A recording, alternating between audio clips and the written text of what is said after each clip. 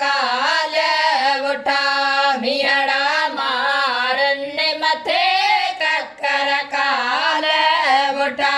मियड़ा मारन मथे जुड़ने जिमे जिमलाई जुड़ने जिमे जिमलाई वया गमयो जबोते ककर काल उठा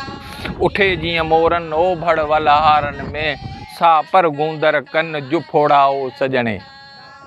हने मोजू लायूं रेट मथे रे जतिया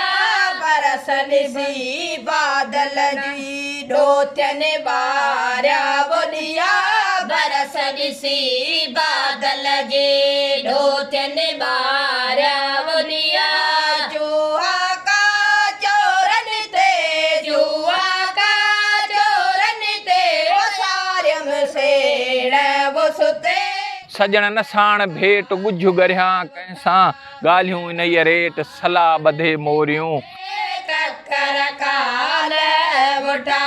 मियड़ा मारन मथे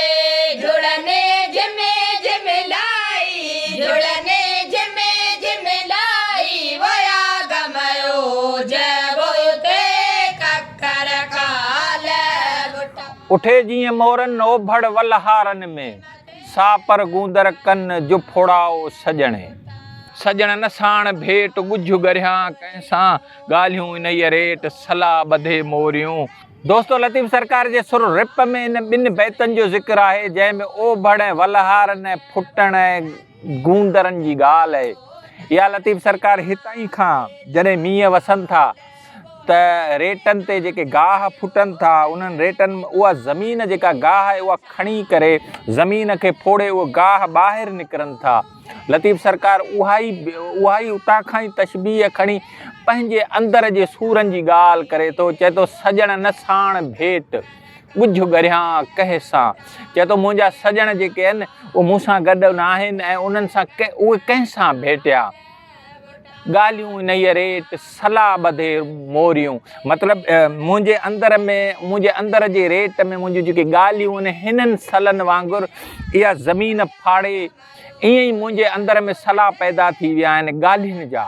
वरी चवे थो त उठे जीअं मोरनि ओभड़ वलहारनि में वलहार मतिलबु हेठां ई ज़मीन जेका थर जी हेठां ई ज़मीन जेका ख़ासि करे जिते थोरो कुझु पाणी बीहे ऐं पोइ सुकी वञे त पोइ उहा ज़मीन सुकंदी ऐं पोइ जीअं ई उन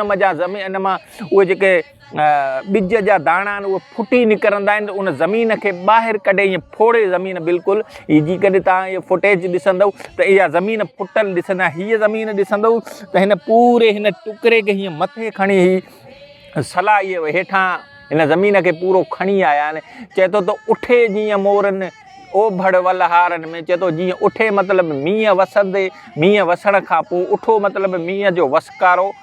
उठे जीअं मोरनि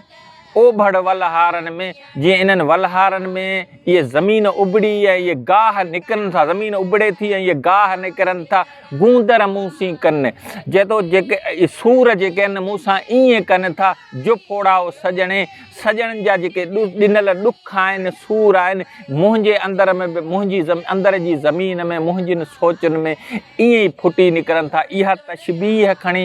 लतीफ़ सरकार इन थर जी ॻाल्हि कई अथसि वलहारनि जी ॻाल्हि कई अथसि सूरनि जी ॻाल्हि कई अथसि सजणनि जी ॻाल्हि कई अथसि। मींहं वेठा आहिनि वसकारा थियनि पिया तक़रीबन 3-4 ॾींहं थिया त हीअ ओभड़ बि उबड़े पई इहा ई तशबीह तव्हांखे ॾेखारण जे लाइ लतीफ़ सरकार जो इहे बैत खणी हिन थर में आयासीं। उमेद त पोरियो क़बूल पवंदो। तव्हांजी वॾी महिरबानी।